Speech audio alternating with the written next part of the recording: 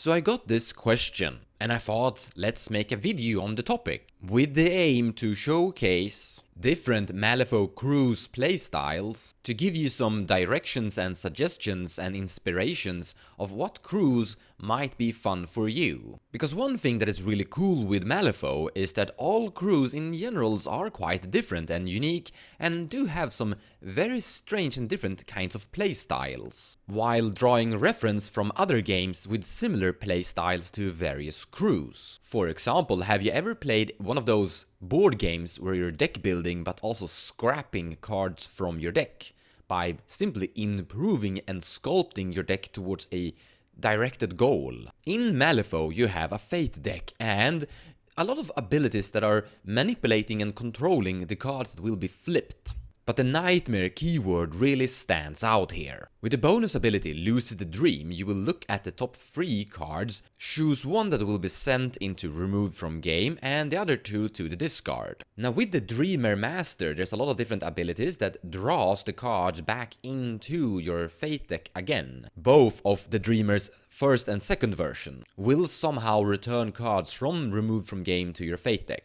But a very strange cool thing you can do is play Widow Weaver instead of the Dreamer. This is a henchman with the Nightmare keyword, allowing you to add a lot of minions and other models with the Lucid Dream bonus action. But as Widow Weaver doesn't have an ability that returns cards removed from game back to your fate deck, they will stay permanently in your removed pile section. This means that a very long game you will end up with a very powerful fate deck around turn 4 and 5. So if you enjoy trying to build an enormous powerhouse deck, then the Widow Weaver might actually be a strange consideration, or just the Nightmare crew in general. There are of course other masters with similar deck manipulation, for example the Witness keyword. They have a similar ability called Repository. When this model activates, it may add a card from its control hand to your configuration to draw a card. This is in other words sculpting your fate deck by removing cards from it.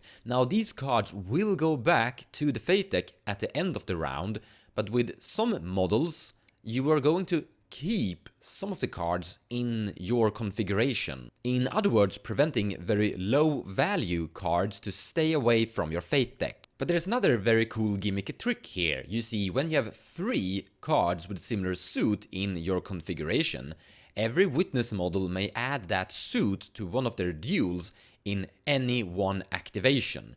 Which means that you're somewhat of a collector. You're trying to find cards with similar suits to make sure a certain ability gets its certain trigger. Moving forward with a different kind of playstyle, what about just drawing a lot of cards in general instead? If you're a Magic player, let's say you play the color identity of blue and you enjoy having a really high hand size and a superiority in control over your opponent, well then there's a lot of different masters that could be appealing to you. Let's begin with Gunslingers. And let's also mention that I actually have a tutorial video for Gunslingers if you want to check him out in more detail. But in short, Gunslingers has a special ability called the Spirit Guide. Once per activation, after a friendly retainer minion or soul porter attaches a reliquary upgrade, draw a card. And there is a specific trick or gimmicky gameplay playstyle where you're tossing around a upgrade from model to model, just basically passing around the responsibility of controlling Gunslingers to all your minions, equal into, for each minion in your crew you will draw a card throughout that turn. Which means that if you're summoning minions, your card draw industry can go up in its card drawing production, you could say. But this kind of playstyle also generates an enormous amount of mobility for your master. We will come back to high mobility later in the video, but for now, let's look at other options of card draw. Here we have to mention the Forgotten keyword. The entire crew that is under the control of Molly is basically a discard keyword that is trying to discard cards for various effects, and is then later trying to regain or rebuild its entire hand size. Molly version 1 has a passive ability, Gorgon's Influence. At the start of this model's activation, it may draw cards until it has the same number of cards in its controller hand as the opposing player. Molly also has Lost Knowledge. remove target marker, draw 2 cards, while Molly version 2 has Remember the Lost. Until the end phase, once per activation, friendly forgotten models within range may sheet Fate with the top card of their Fate deck. If they pass a duel with this by 2 or more, draw a card. The Tormented keyword has the passive ability Torment. At the end of this model's activation, if it damages an enemy model with an attached upgrade, it may draw a card. And more or less the entire crew of Torment is built around attaching upgrades or curses to your enemy models. And then you basically just attack and damage those enemy models with attached upgrades to them, which will give you card draw. But you can be very creative in how you're going to accumulate a bigger hand size. Benny Holcomb is a outcast model with an ability Loyal Rats with Tiny Hats. Summon a Malifaux rat into base contact with each ski marker within range, then remove each ski marker within range. This means that for each ski marker within 4 inches of him, you will create a Malifaux rat. Malifaux rats have an demise ability Expendable.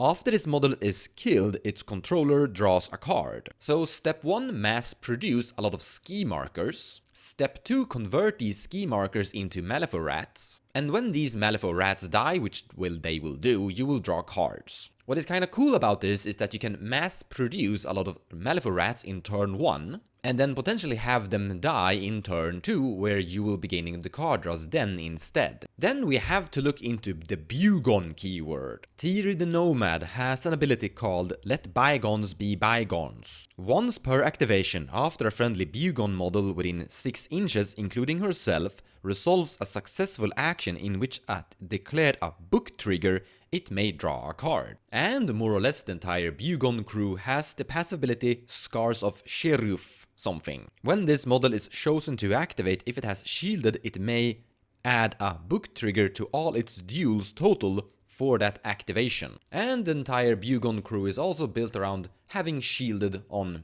more or less almost all models. Which ultimately means that you're going to draw a card for each activation on all of your Bugon models, if you operate and play it correctly. That takes us to mobility, and let's go back to Yan Lo. With Ancient Anchor, Yan Lo version 2 will basically follow around the model that is carrying his reliquary upgrade, making your master very mobile. But if you want a crew that is very capable of tossing around and moving your models very flexibly, then I would like to recommend Academic. Academic is actually the most mobile crew inside the game, and I have a video tutorial about it. Link in the description below of the video if you wanna take a look at it. It is a little bit of a complex trick, so I'm not going to go over it in this video, but I do promise that Academic can be quite flexible in how it's placing its model everywhere. However, most crews have various different abilities of moving around your own models. From abilities like Ride With Me, to various bonus actions that allow you to move your own self model. Another mobility crew I would love to give a shout out to is Charles Hoffman, the augmented keyword, where all models have a bonus ability Transfer Power, where one model can move another model. And you can chain effect this where a lot of models are moving the same model. I have a video tutorial on Charles Hoffman's Transfer Power, going over the concept a little bit more in detail. Link in the description below of the video if you wanna see it. Another crew we have to mention is Foundry keyword, with the passive ability Ride the Rails. If this model is within 1 inch of a scrap marker when it takes a walk action, instead of moving normally, it may place itself into base contact with any scrap marker within 12 inches, even if this model is engaged. This gives your entire crew an enormous teleportation capacity, where you can move up a model, drop a scrap marker, and then basically move your entire keyword up to that position. And some would argue that this might be the most mobile crew inside the entire format, as 12 inches is quite a distance. You can also toss and create scrap markers further away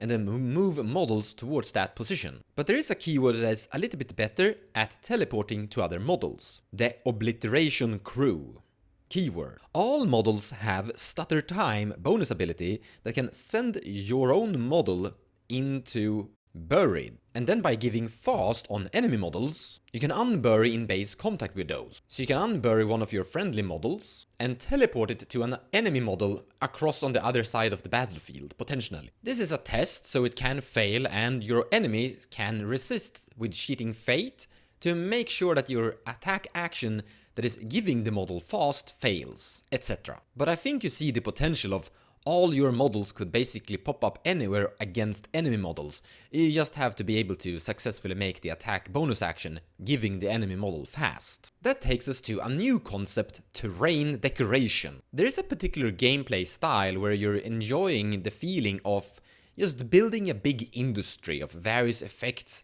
and making a effect prolonged during the game. Malifaux has a lot of different kinds of markers, from pier markers, ice pillar markers, scrap markers, pit trap markers, markers that give severe terrain, or other effects that is just going to be annoying for your opponents, or bonus effects for you. Here you have a lot of different keywords that are producing different kinds of markers for either a negative effect for your enemies or a positive effect for you. Wildfire keyword is, for example, great at producing pyre markers, and are using pyre markers as a bonus effect for your own models while trying to give burning to your enemy models. We also have revenant keyword that is basically doing the same, creating pyre markers that it's using for self bonus effects, while making your enemies gain burning if they walk into them. As well as the Witch Hunter keyword, where you have Sonya Crid Unmasked Flame Burst, with inbuilt lasting flames. When resolving, instead of dropping blast markers for this action, this model may drop an equal number of 50mm hazardous burning 1 pier markers in base contact with the target. This means that from a 14-inch range attack, you can shoot pier markers directly onto your enemy. Sonya Creed also has the passive ability Walls of Flame. If this model is this crew's leader, enemy models treat pier markers as severe and are never considered unaffected by pier markers' terrain traits. This means that with this master you can shoot severe terrain pieces that is gonna slow down your enemy's movements while giving them burning as they move through the fiery walls as well. Really decorating the battlefield and making it hard to move forward. But when it comes to decorating the battlefield, we have to mention the Fey keyword. That is in general creating 50mm concealing severe underbrush markers, which is also going to slow down the enemy's movement as well as making it hard to shoot as it's giving concealment. And the rest of the crew is usually utilizing these underbrush markers for various effects, gaining bonus flips or positive effects when they are close to them. I would love to mention Sparks LeBlanc here, with a passive ability Scrapyard Mines. Scrap markers within 6 inches are treated as severe and hazardous damage 1 and injured +1, pit trap markers and vice versa. Friendly models are unaffected by these pit trap markers. He also has Ride the Rails. So if you're looking for a highly mobile crew that is going to decorate the battlefield with effects, then the Foundry keyword could be something for you. Now we could go on like this forever with more examples, as the Malifaux game is quite large and contains a lot of crews, and there's a lot of different cool unique tricks that you can do with various model combinations. But I think I've illustrated some cool gameplay styles regarding card draw, fate deck manipulation, mobility, decorating the battlefield with various cool effects. In any case, as always, we will be back with a new Malifaux video in the last Sunday of the next month. Currently working on a battle report, as that is the main focus of this channel, and this was a little bit of a sidetrack video. If you have any questions or any comments, feel free to leave them in the comments below of the video and I will do my very best to answer them. And if you want a specific tutorial on a specific crew, feel free to drop that keyword name. Thank you so much for watching and I hope you have a great day.